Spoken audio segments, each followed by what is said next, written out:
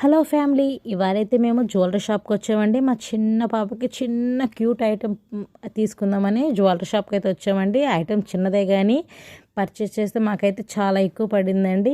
ఇంతకీ ఇక్కడ చూపిస్తున్న ఐటెంలో మేము మా పాపకి తీసుకున్న ఐటెం ఏదో గెస్ చేయండి.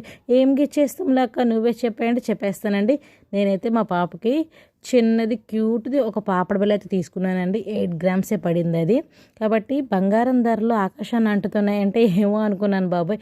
ఈ బంగారం ధరలు ఆకాశాన్ని అంటే దాటి వెళ్ళిపోతున్నాయి. మనకి బంగారం షాపులో వేసే విఎస్ కూడా మనకు అందట్లేదండి. సరే అండి, ఇక నేను చెప్పానా మా చిన్న పాపకి పాపడ బిళ్ళనండి, అది ఇదేనండి. ఎలా ఉంది, బాగుందా బాగాలేదా అనేది మీరైతే కామెంట్లో చెప్పండి. ఇదైతే మనకి 8 గ్రామ్స్ పడిందండి. 8 గ్రామ్స్ మేము తీసుకున్నప్పుడు బంగారం గ్రామ్ వచ్చేసి 10,600 ప్లస్ పడింది.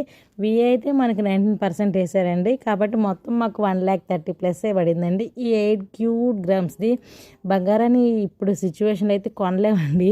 అలా వెళ్ళిపోతూ ఉంది, మనం అందుకోలేక అంత దూరంగా వెళ్ళిపోతుంది. కాబట్టి మనం బంగారం కొనే ముందు స్కీమ్స్ అయితే తీసుకోండి, బాగా బెస్ట్ అండి.